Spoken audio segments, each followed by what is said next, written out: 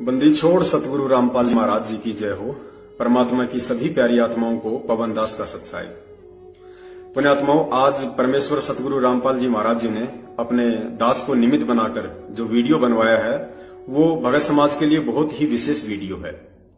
पुण्यात्माओं, देखो, दास से परमात्मा जो भी वीडियो बनवाते हैं या जो भी संदेशा अपने भगत भाई बहनों तक पहुंचाते हैं उसमें दास का किसी प्रकार का कोई श्रेय नहीं होता है। ना ही दास किसी प्रकार की मान बढ़ाई या अन्य किसी चौधर का भूखा है।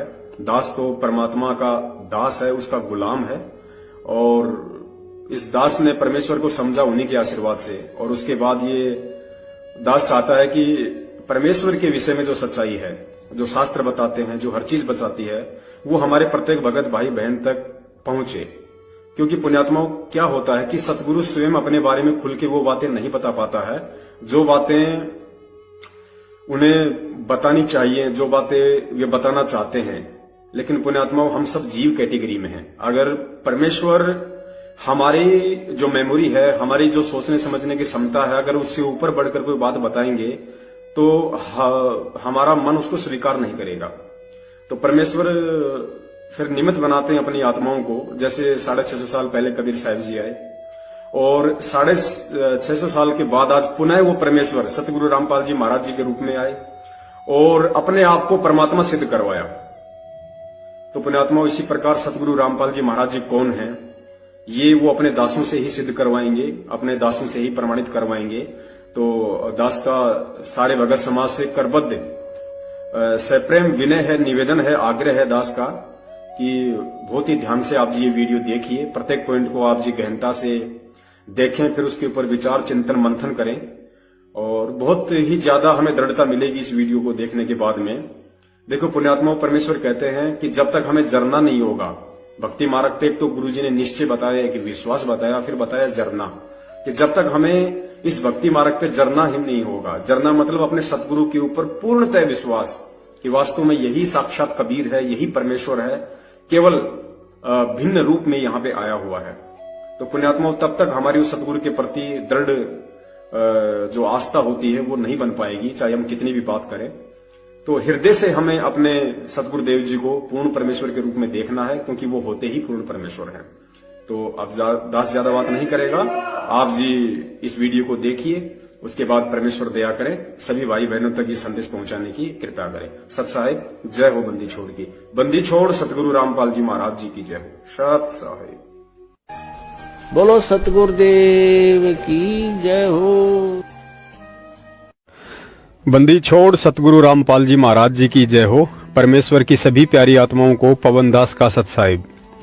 पुण्यात्माओं, भक्ति मार्ग पर भक्ति का दूसरा नाम विश्वास है और यह विश्वास किसी और पर नहीं बल्कि उस परम सत्ता पर करना होता है जिसे सतगुरु कहा जाता है। कबीर साहिब जी भी हमें बार बार समझाते हैं कि कहें कबीर सुनो भाई साधो, मैं तो हूँ विश्वास में। उन्होंने कभी भी ये नहीं कहा कि कहे कबीर सुनो भाई साधो, मैं तो हूँ सतनाम और सारनाम में, क्योंकि ये सतनाम और सारनाम भी उसी समय अपना काम करना शुरू करते हैं जब हमें ये अटल विश्वास हो जाता है कि जिस सतगुरु ने मुझे यह अनमोल मंत्र दिया है वह मात्र एक गुरु या मेरी तरह हाड़ मांस युक्त शरीर वाला कोई व्यक्ति नहीं, बल्कि स्वयं कबीर परमात्मा है, जो देश काल और परिस्थितिवश भिन्न भिन्न रूप धारण करके काल लोक में प्रकट होते रहते हैं। और जो व्यक्ति यथार्थ 13वें कबीर पंथ में सतगुरु रामपाल जी महाराज जी का शिष्य होकर भी यदि अभी तक अपने सतगुरु को कबीर साहिब जी का अवतार या उनका भेजा हुआ कोई संत या प्रतिनिधि ही समझता है, तो उस भगत का सबसे बड़ा दुर्भाग्य होगा जो पारस के नजदीक आकर भी अपने आप को उसके साथ स्पर्श ना करके लोहे का लोहा ही रहा। दास विशेषकर सत्सेवक भाई बहनों से प्रार्थना करेगा कि पिछले 26 वर्षों से पूर्ण परमात्मा सतगुरु रामपाल जी महाराज जी ने जो आध्यात्मिक फसल बोई है, हम मेरठ सत्सेवक उस फसल के फल हैं। क्योंकि पूरे विश्व में सतगुरु रामपाल जी महाराज जी के लगभग 15 लाख के आसपास भक्तों में से यदि किसी ने ज्ञान आधार से उनको परमात्मा का भेजा हुआ कोई संत या प्रतिनिधि मानने के बजाय साक्षात कबीर परमात्मा के रूप में स्वीकार किया है, तो केवल मेरठ सत्सेवक हैं, अन्य कोई नहीं। क्योंकि सतलोक आश्रम मैनेजमेंट हरियाणा, संत रामपाल जी महाराज जी का परिवार, उनके कुछ उपदेशी रिश्तेदार और 70% वे भगत जो आज भी मूर्खतावश भक्ति मार्ग पर ज्ञान आधार से नहीं बल्कि एक दूसरे की देखा देखी में ही चल रहे हैं। ये लोग उन्हें कहते तो सतगुरु हैं, लेकिन सतगुरु की परिभाषा से अपरिचित हैं।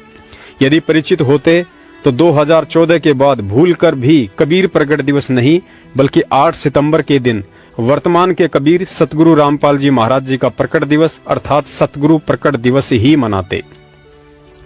सतगुरु शब्द केवल इन लोगों के होठों तक सीमित है, दिल में नहीं उतरा। पुण्यात्माओं, वैसे तो यूट्यूब, फेसबुक और व्हाट्सएप पर सतगुरु रामपाल जी महाराज जी के 8 सितंबर 1951 के दिन लीलामयी रूप से प्रकट होने के बहुत से अकाट्य प्रमाण डाले जा चुके हैं, लेकिन फिर भी यह बात ज्यादातर उन भक्तों के दिल में नहीं उतर रही है जिन्होंने मात्र हिसार की तारीखों पर जाकर और बरवाला कांड के मुख्य दोषी सतलोक आश्रम मैनेजमेंट हरियाणा के उल्टे सीधे आदेशों के सहारे ही सतलोक जाने का मूड बना लिया है। क्योंकि जगत की हमेशा से यही रीत रही है। 650 साल पहले भी रामानंद जी और सर्वानंद जी जैसे कुछ एक भक्तों को छोड़कर बाकी सारे 64 लाख भगत इसी भ्रमणा में जिए कि कबीर जी प्रकट होकर नहीं बल्कि जन्म लेकर आए हैं। जीते जी किसी ने माना नहीं, लेकिन 1518 में मगहर से उनके सशरीर जाने के बाद पता चला कि कबीर जी तो विदेही थे, उनका शरीर तो तेज पुंज का था, वे तो स्वयं परमात्मा थे। फिर लगे हर साल कबीर प्रगट दिवस मनाने।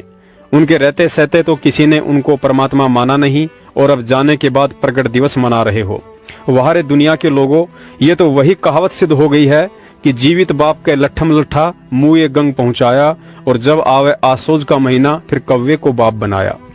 भगत लोग अपने जीवित बाप संत रामपाल जी महाराज जी को तो सतलोक आश्रम मैनेजमेंट हरियाणा के घटिया आदेशों पर राजनीति का गंदा खेल खेलकर और ज्ञान विरुद्ध फर्जी फरमानों पर चलकर आध्यात्मिक लठ मार रहे हैं, यानी कि अपने कुकर्मों से सतगुरु को महादुखी कर रहे हैं।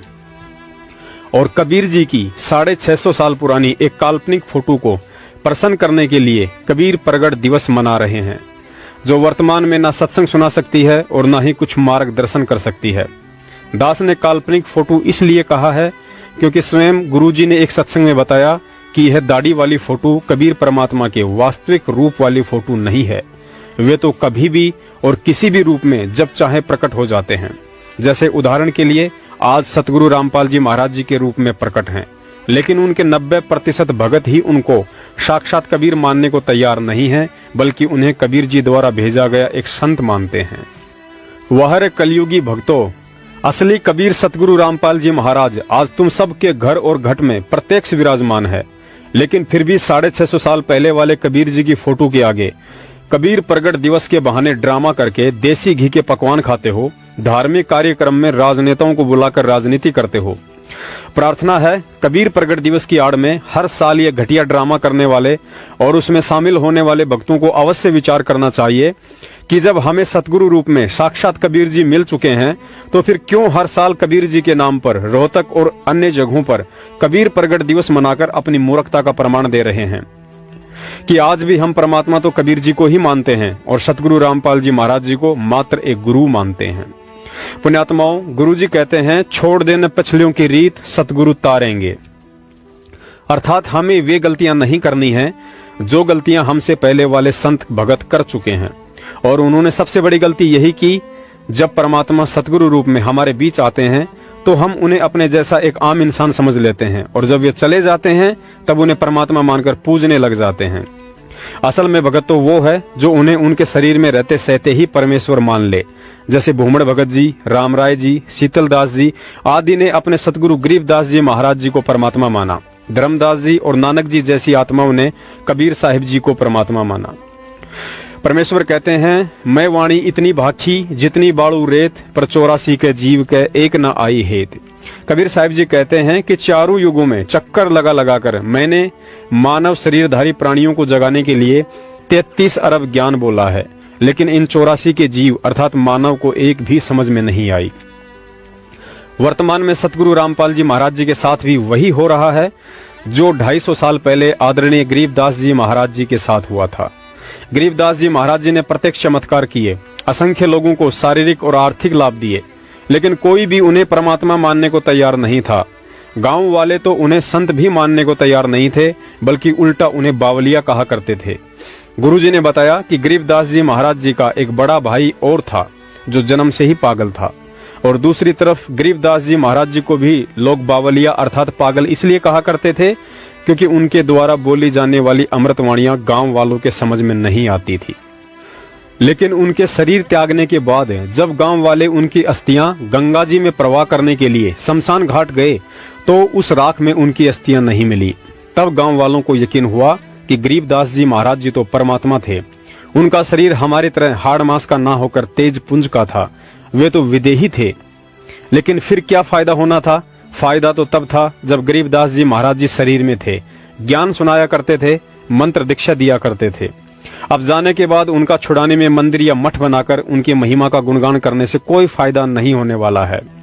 अब तो तभी फायदा है जब गरीबदास जी महाराज जी जैसा कोई पूर्ण तत्वदर्शी सतगुरु मिले जो मोक्ष मंत्र देने का अधिकारी हो, और आज वर्तमान में वह एकमात्र अधिकारी सतगुरु रामपाल जी महाराज जी हैं। लेकिन दुर्भाग्य से दुनिया की तो छोड़िए, अभी तक 90% भक्तों की और स्वयं सतगुरु रामपाल जी महाराज जी के परिवार वाले और रिश्तेदारों की भी वही सोच और हालत है जो 250 साल पहले आदरणीय गरीबदास जी महाराज जी को लेकर उनके परिवार, रिश्तेदार और गांव वालों की थी। अर्थात ये लोग संत रामपाल जी महाराज जी को जुबान से कहते तो सतगुरु हैं, लेकिन दिल से उन्हें सतगुरु मानने को तैयार नहीं हैं, क्योंकि आज भी ये सभी लोग उन्हें जन्म लिया हुआ ही मानते हैं। पुण्यात्माओं, हमारी बुद्धि पर पत्थर पड़े हैं। समर्थ सतगुरु रामपाल जी महाराज वर्तमान कलयुग की देश काल और परिस्थिति के मद्देनजर तथा काल को धोखे में रखने के लिए अपने आप को एक सामान्य जीव की तरह माता के गर्भ से जन्म लेकर आया हुआ दिखा दिया, तो हम मूर्खों ने उन्हें जन्म लिया हुआ ही मान लिया। परमात्मा ने हमें ये तत्व ज्ञान वाले सत्संग इसीलिए तो समझाए थे ताकि समय आने पर हम अपने पिता की गूढ़ बातों को इशारों में ही समझ लें। हमने गरीबदास जी महाराज जी को कबीर साहिब जी द्वारा कंवारी गाय का दूध पिलाने वाले सत्संग को सैकड़ों बार सुना है, लेकिन कभी विचार नहीं किया कि उस 2 मिनट के सत्संग में यही रहस्य तो छुपा है कि समर्थ परमात्मा चाहे जिस विधि से प्रकट हो सकता है, लेकिन हम उन्हें बिना तत्व ज्ञान और मजबूत भक्ति संस्कारों के कतई पहचान नहीं सकते। सुनिए यह सत्संग जिसमें आदरणीय गरीबदास जी महाराज जी ने कबीर साहिब जी से कहा कि महाराज जी, ऐसा दूध तो मैंने कभी नहीं पिया और ना ही इतना स्वादिष्ट दूध हमारी गायें देती हैं। तो परमात्मा ने कहा कि बेटा, ये अमृत दूध यहाँ का नहीं, हमारे सतलोक से आया है। तब गरीबदास जी ने फिर कहा कि महाराज जी, वहां इतनी दूर से इस कुंवारी गाय में कैसे आया? तो परमात्मा ने कहा कि बेटा, ये मेरी समर्थता से आया है। तो इस प्रकार गरीबदास साहिब जी को परम पूज्य परमेश्वर कबीर जी ने सर्व ब्रह्मांडों की रचना का ज्ञान कराया। बच्चा बड़ा ध्यान से सुन रहा है और फिर प्रेरणा हुई कि हे परमात्मा, आप तो समर्थ हैं। जब आप एक कंवारी गाय का दूध निकाल सकते हो मालिक, आप सब कुछ कर सकते हो। छोटे से बालक का हुआ बहुत बड़ी बात खटक गई उसका, और कहा परमात्मा, मुझे अपना गांव दिखा दो। आप कहां से आए हो? मुझे भी ले चलो एक बार आपके गांव में। और गरीबदास साहिब जी ने पूछा कि हे प्रभु, ये इतना स्वादिष्ट दूध मैंने कभी नहीं पिया। दूध डेली पीता हूं मैं, लेकिन जो दूध आज इस कंवारी गाय से मुझे प्राप्त हुआ आपकी कृपा से, ऐसा स्वादिष्ट दूध मुझे कहीं नहीं मिला। तब परमात्मा ने कहा, बेटा, ये यहाँ के लोगों का दूध नहीं, ये मेरे गांव से दूध आया था, सतलोक से। हे परमात्मा, जब वहां का यहाँ कैसे पहुंचा? ये मेरी शक्ति का काम है। पुण्यात्माओं, जब तक हमें इतना भी विश्वास नहीं होगा कि सतगुरु रामपाल जी महाराज जी का शरीर हमारी तरह हाड़ मांस का नहीं बल्कि तेज पुंज का है, और जब तक हम कबीर साहिब जी की काल्पनिक फोटो का प्रकट दिवस मनाना छोड़कर वर्तमान के कबीर सतगुरु रामपाल जी महाराज जी का प्रकट दिवस नहीं मनाएंगे, तब तक तो हम एक भगत की श्रेणी में भी नहीं हैं। परमेश्वर गरीबदास जी महाराज जी भी आदरणीय बलराम जी के घर रानी माता के गर्भ वाली लीला से ही प्रकट हुए थे, लेकिन दुनिया को उनके जाने के बाद पता चला कि वे हम जीवों की तरह गर्भ से जन्म लेकर नहीं आए थे। आज भी स्थिति यही है, क्योंकि ठीक उसी तरह सतगुरु रामपाल जी महाराज जी भी आदरणीय भगत नंदराम जी की धर्मपत्नी इंद्रो माई के गर्भ वाली लीला से ही प्रकट हुए हैं। जिस प्रकार अपनी समर्थता से परमात्मा ने सतलोक का अमृत दूध बिना बैल के संपर्क में आए एक कंवारी गाय के अंदर प्रकट करके उसके थनों के माध्यम से बाहर निकालकर स्वयं भी पिया और गरीबदास जी महाराज जी को भी पिलाया। जबकि हम सब जानते हैं कि यहाँ के विधान अनुसार चाहे जानवर हो या इंसान, मादा के गर्भ धारण किए बिना उसके स्तनों में दूध नहीं बन सकता है, लेकिन फिर भी समर्थ परमात्मा ने बिना गर्भ के उस बछिया के स्तनों में सतलोक का दूध प्रकट कर दिया। तो पुण्यात्माओं, क्या वह परमात्मा बिना किसी माँ और गर्भ के उस दूध की तरह स्वयं प्रकट नहीं हो सकता है? 1000 बार हो सकता है, लेकिन मूर्खों को तो संत रामपाल जी महाराज इंद्रो माई के गर्भ से जन्म लेकर ही आया हुआ दिखाई देगा, क्योंकि अभी तक उन लोगों ने काल एजेंट सतलोक आश्रम मैनेजमेंट का पल्लू छोड़कर सतगुरुदेव जी के तत्व ज्ञान का पल्लू नहीं पकड़ा है। पुण्यात्माओं, सतगुरुदेव जी ने एक सत्संग में बताया कि जब 650 साल पहले अर्जुन को पता चला कि लोगों के बहकावे में आकर गुरु को शिक्षा देने के कारण हम परीक्षा में फेल हो चुके हैं, तो दोनों ने उसी समय कहा कि परमात्मा इतना बता दो कि अब हमारा मोक्ष कब होगा। तो कबीर साहिब जी बोले, बेटा तुम्हारे इसी शरीर में मोक्ष कर दूंगा, और कहा आज से 250 साल बाद मैं दिल्ली के पास छुड़ाने गांव में जन्म लूंगा, और तुरंत बार कह दिया कि प्रकट होऊंगा। और ऊपर आप जी वीडियो में देख ही चुके हैं कि गरीबदास जी महाराज स्वयं कबीर परमात्मा थे तथा उनका तेजपुंज का शरीर था, लेकिन फिर भी उन्होंने काल को धोखा देने के लिए दुनिया के सामने एक शिशु रूप में गर्भ से प्रकट होने की लीला की। लेकिन वास्तव में वे रानी माता के गर्भ से बाहर नहीं आए, बल्कि वह क्रिया तो हम तुच्छ जीवों को दिखाई दे रही थी। यह लीला भी परमात्मा ने ठीक उसी तरह की जैसे काशी के भंडारे में सभी 9 लाख बैल और हजारों की संख्या में सेवादार जो कि सतलोक से आए थे, सब के सब जमीन से लगभग 1 फुट ऊपर चल रहे थे, लेकिन वहां भंडारा कर रहे 18 लाख लोगों में से किसी एक व्यक्ति का ध्यान भी परमात्मा ने उनके पैरों की तरफ नहीं जाने दिया। अतः ठीक इसी तरह आदरणीय गरीबदास जी महाराज रानी माता के गर्भ से और परम पूज्य सतगुरु रामपाल जी महाराज इंद्रो माता के गर्भ से हम जीवों को हमारी चरम दृष्टि से एक शिशु की भांति बाहर आते दिखाई पड़ते हैं, लेकिन वास्तव में वह परमात्मा उस शिशु वाले शरीर से पहले ही सूक्ष्म रूप में वहां प्रकट हो जाते हैं, और फिर काल को धोखे में रखकर उस शिशु वाले शरीर को आधार बनाकर एक लीलामयी जीवन जीते हैं, जिस उद्देश्य के लिए वे यहाँ आते हैं और उसे पूरा करते हैं। सुनिए ये छोटा सा सत्संग, जिसमें अर्जुन को जब सौंपन आया तो उन्होंने भी यही कहा कि भाई बंदी छोड़ कबीर साहब छुड़ाने गांव में बलराम के घर पैदा हो चुके हैं, और दुनिया को जन्म लेकर आया हुआ दिखाई देने वाले उस कबीर परमात्मा ने गरीबदास जी महाराज के रूप में मात्र 3 दिन की आयु में ही अर्जुन को सारनाम देकर सतलोक भेज दिया था।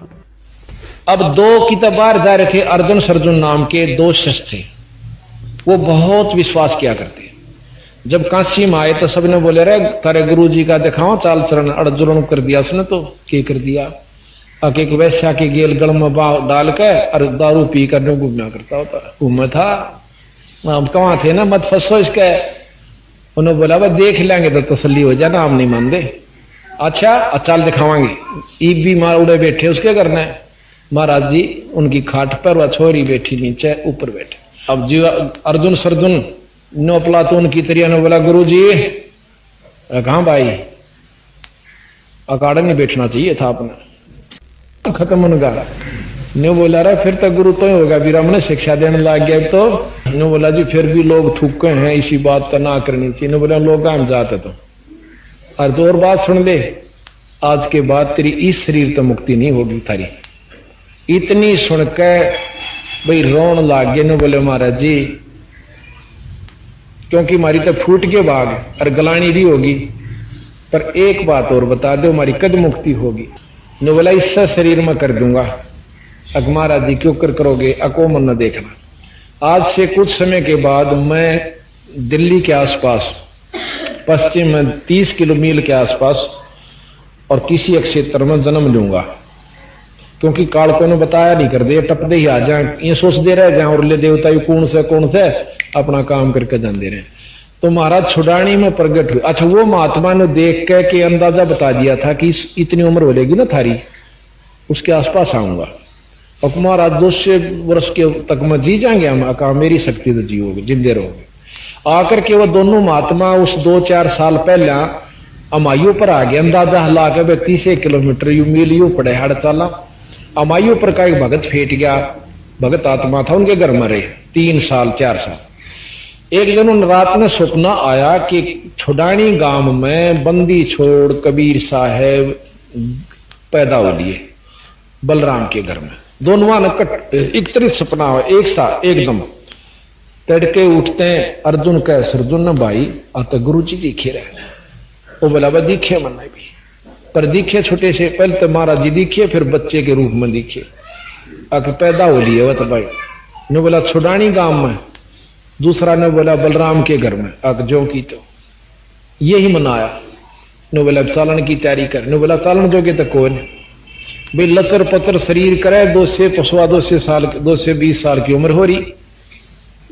तो जिस भगत का रहा करते उसने हाथ जोड़ के बोले भाई भगत जी तेरा शान मारे पानी भूल जाते, बहुत सेवा करी, पर एक काम और कर देगा, अको कम करो, ये आखिरी दुख जाएंगे आप।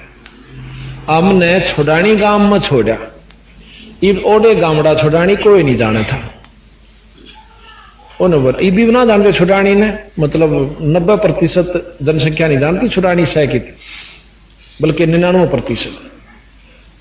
तो वो बोला जी मन्नत यू गांव नहीं सुना आज तक, सारे गांव में ट्राई करी, पूछा भाई छुड़ानी नाम का कोई गांव से, भाई कोई गांव नहीं।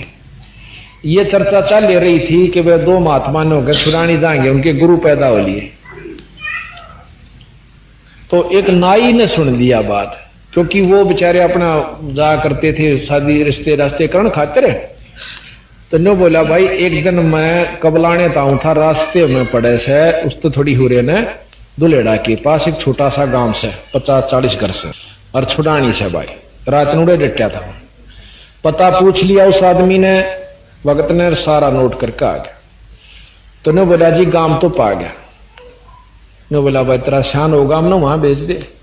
रेड रूम में बैठाए, नीचे गदले खरड़ बिछा के रात ने चाल बकते सांझे चाल पड़े, तैड़ के जा पहुंच गए। तो वहां जाकर के देखा, यानी 10 बजे ही पहुंचे। तो वहां पर पूछा भाई बलराम का घर किस है? अगजी वो महल से, बहुत बड़ा महल है, तो खंडर हुआ पड़ा महाराज का, बहुत बड़ा महल पुरानी ईंटों का, इतना सुंदर था उसमें। तो उसमें तो 10 घर बन रहे हैं फोड़ फाड़ के, उनसे जो उन्होंने क्या बना रखे। ने बोला जी वो महल से सामने। वहां गए तो बाहर पौड़ी में महल से थोड़ा दूरी पे बलराम बैठे थे, उनके पिताजी। और रेड वाला ने बोला भाई आपके घर में चौधरी साहब ये 2 महाराज मिलना चाहो से। वो आ गया बाहर, आखा महाराज हुक्म करो। भाई कौन सो आप? अकमा बलराम सो। हाथ जोड़े उनको भी बलराम, उनके महाराज के पिताजी कि महाराज हम अपने गुरु के दर्शन करना चाहें। आपका गुरु किस है महाराज? कि आपके घर में?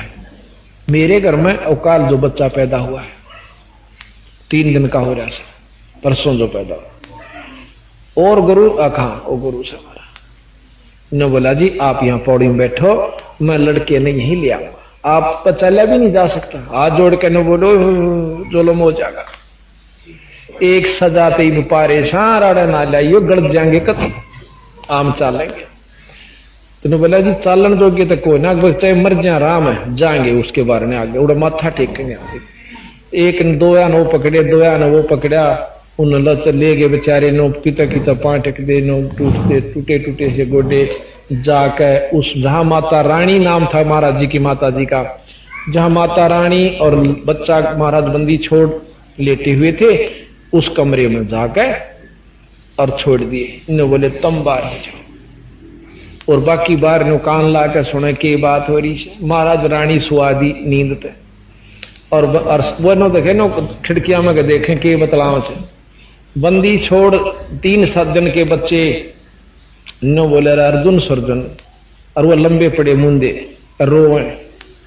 ने बोला जचगी था रहे, गुरु के प्रति विक्षेप नहीं आकर, अगर जी बस भोग लिया हमने जितना भोगना था, बंदी छोड़, पापी जीव से बख्श दो। ने बोला आज के बाद परण कर लो, कभी भी गुरु के प्रति विक्षेप नहीं लाना। गुरु मानस कर जानते वह नरकइये अंध, महादुखी संसार में अग यम के फल। ने बोला बैठे हो, महाराज की शक्ति तो वो एकदम नो बैठे हो गए। ने बोला नाम लो, उपदेश दिया, और भजन करो। भजन किया और जाओ मुक्त हो जाओगे। इतना कह के उसने ठाक बलराम जी उनके पौड़ी में ले आए। 2-3 दिन वहां डटे, उसी समय शरीर त्याग कर सतलोक चले गए। पुण्यात्माओं, हम जीवों को समझ में तो आता है, लेकिन समय गुजर जाने के बाद, ताकि फिर हमारे हाथ कुछ ना लगे। पुण्यात्माओं, विचार करो, हमारे दादा गुरुजी स्वामी रामदेवानंद जी महाराज सांसारिक दृष्टि से अनपढ़ थे, अर्थात उन्होंने कभी भी गीता, वेद, कुरान, पुराण, कबीर सागर और ग्रंथ साहिब को नहीं पढ़ा था, तो जाहिर सी बात है उन्होंने अपने शिष्यों को भी ये ग्रंथ नहीं पढ़ाए होंगे। तो विचार करो, जब उन्होंने अपने किसी भी शिष्य को ग्रंथों का ज्ञान नहीं दिया तो फिर उनके शिष्य संत रामपाल जी महाराज जी इतने कम समय में दुनिया के सारे धर्म ग्रंथों को आखिर कैसे भगत समाज के सामने ताश के पत्तों की तरह खोल के रख सकते हैं, और उन सभी त्रुटियों को भी उजागर कर दिया जो त्रुटियां अपने आप को संस्कृत के प्रकांड ज्ञाता समझे जाने वाले इन ग्रंथों के अनुवादकों ने कर डाली थी। क्या यह अविश्वसनीय काम स्वयं कबीर परमेश्वर के अलावा कोई जीव करने में समर्थ है? यदि नहीं है तो फिर इस बात पर गहनता से विचार करना कि सतगुरु रामपाल जी महाराज जी कौन हैं। यहाँ एक और गहन विचारणीय बात है। गरीबदास जी महाराज जी ने दादूपंथी गोपाल दास जी से ग्रंथ साहिब को लिपिबद्ध करवाकर ही छोड़ दिया था, अर्थात उसका अनुवाद नहीं किया था। और हम सब जानते हैं कि गरीबदास जी महाराज जी के ग्रंथ साहिब में हिंदी, उर्दू, फारसी, पंजाबी, हरियाणवी, बिहारी सहित विश्व की अनेक भाषाओं का समावेश है। और गरीबदास जी महाराज जी के सतलोक जाने के 250 वर्ष बाद पहली बार ग्रंथ साहिब का अनुवाद और भगत समाज को इस पवित्र ग्रंथ के गूढ़ ज्ञान से उस महापुरुष सतगुरु रामपाल जी महाराज जी ने परिचित करवाया है, जिनके गुरु स्वामी रामदेवानंद जी अनपढ़ थे। तो पुण्यात्माओं, अब वह सतगुरु हमें और कैसे विश्वास दिलाए कि मैं ही सर्वज्ञ कबीर हूं। अथ तमाखू की बैंत, ये सुनन की बात है। तमाखू कसीद तमा मस्त है, लुजित न सीरी कुवैती ने कैफ। ये भाषा जो से मिली जुली है, फारसी, उर्दू। अब आगे इसका वर्णन होगा। मरहोद मकरूद पीवें शराब, होगा सरे बीच खाना खराब। सरा कहें स्वर्ग को, भगवान के दरबार में। कुटन कलाहीन जुग जुग कलेश, भाई सुखन मान मेरा मैं कहता हमेश। पुण्यात्माओं, अब आपको कॉल एजेंट सतलोक आश्रम मैनेजमेंट हरियाणा की बुद्धिहीनता का एक छोटा सा प्रमाण देते हैं कि विश्व की सभी भाषाओं के नहीं बल्कि पशु पक्षियों और मन की सोच के एकमात्र सर्वज्ञ सतगुरु रामपाल जी महाराज जी को कैसे इन लोगों ने दुनिया के सामने एक सामान्य संत की श्रेणी में लाकर खड़ा कर रखा है। सतलोक आश्रम मैनेजमेंट हरियाणा ने सतगुरु रामपाल जी महाराज जी के बहुत से वीडियो सत्संगों पर कंप्यूटर से उनकी असली आवाज को हटाकर उनकी जगह अंग्रेजी भाषा में किसी अन्य व्यक्ति की आवाज लगाकर यह साबित कर दिया है कि ना ही तो संत रामपाल जी महाराज जी को अंग्रेजी आती है और ना ही वे अन्य देशों के लोगों को अपना ज्ञान समझाने में सक्षम हैं। देखिए इन कॉल एजेंटों की मनवस हरकत का एक छोटा सा नमूना। हम सुल्तानी नानक तारे दादू को उपदेश दिया, जाट जुलाहा भेद न पाया वो काशी माह कबीर हुआ। अनंत कोटि ब्रह्मांड का एक रति नहीं भार, सतगुरु पुरुष कबीर हैं कुल के सिरजनहार।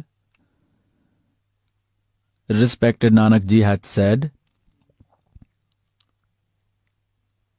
the speech that is written on page number 24 of Sri Guru Granth Sahib, एक श्वा दुई श्वानी नाल भलके बोकाई सदा ब्यार, कूड़ छूरा झूठा मर्दार, धानक रूप रहा करतार। तेरा एक नाम तारे संसार, मैं एहो आस एहे आधार, धानक रूप रहा करतार। फाई सूरत मलूकी वेश, ए ठगवाड़ा ठगी देश, खरा से आना बहुता भारी, धानक रूप रहा करतार।